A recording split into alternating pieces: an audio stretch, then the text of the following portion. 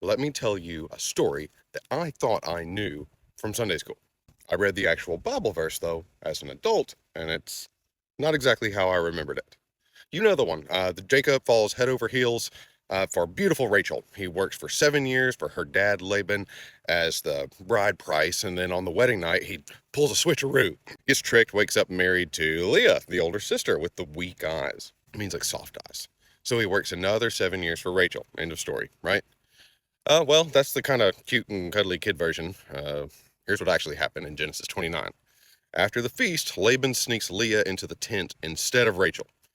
Jacob goes into her, it is what it sounds like, to consummate the marriage that night. The next morning, he realizes it's Leah, and he's furious. Laban just shrugs and says, in our country, we don't give the younger before the firstborn.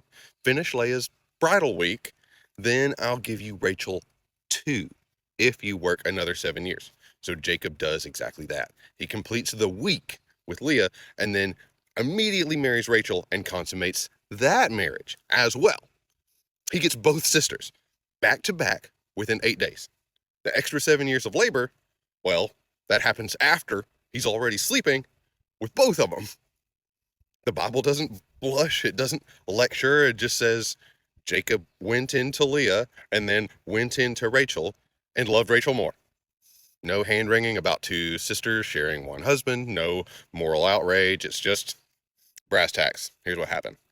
God still blesses the messy family and builds the 12 tribes off of Israel. Now, look, I totally had the little kid version lodged in my brain, the one that skips the made love to her parts because, well, it's Sunday school. And honestly, it's understandable.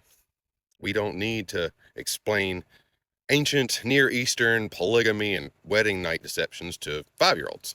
We simplify so that they can fall in love with the God who works through broken people. But here's the thing, and this is just as much an indictment of me as anybody else.